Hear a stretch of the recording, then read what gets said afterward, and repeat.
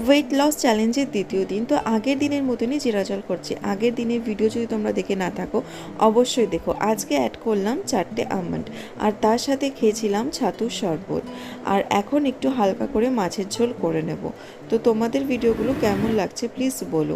Lunch টাইমে আমি একটু অল্প ভাত, একটু স্যালাড নিয়েছিলাম, শসা, সব রকমের তরকারি, মাছ, আর তার সাথে ছিল অল্প পরিমাণে টক। জিম করার ডেডিকেশন লেভেলটা এতটাই বেশি যে আমরা এই বর্ষা বৃষ্টির মধ্যে এরকম রেইনকোট পরে জিমে যাচ্ছি।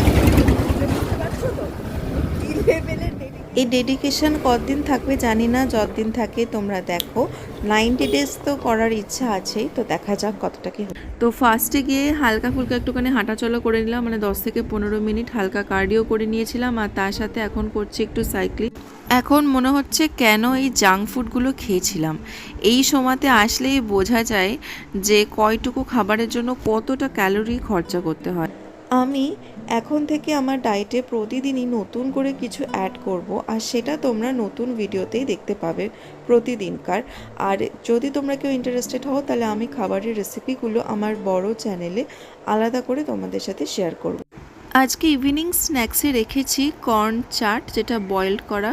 আর রাতের ডিনারে নিয়েছিলাম নর্মাল প্লেন ওটস, তার সাথে এক পিস মাছ খেয়েছি, আর তার সাথে একটু আম খেয়েছি। আজকে রাতে একটা নতুন ধরনের ড্রিঙ্কস নিচ্ছি, আর সেটা মোটামুটি 15 দিন কন্টিনিউ করব, আর তারপর ওয়েট যদি রিডিউস হয় তাহলে তোমাদের সাথে শেয়ার করব। আজকের মতো ভিডিওটা আমি এখানেই শেষ করছি।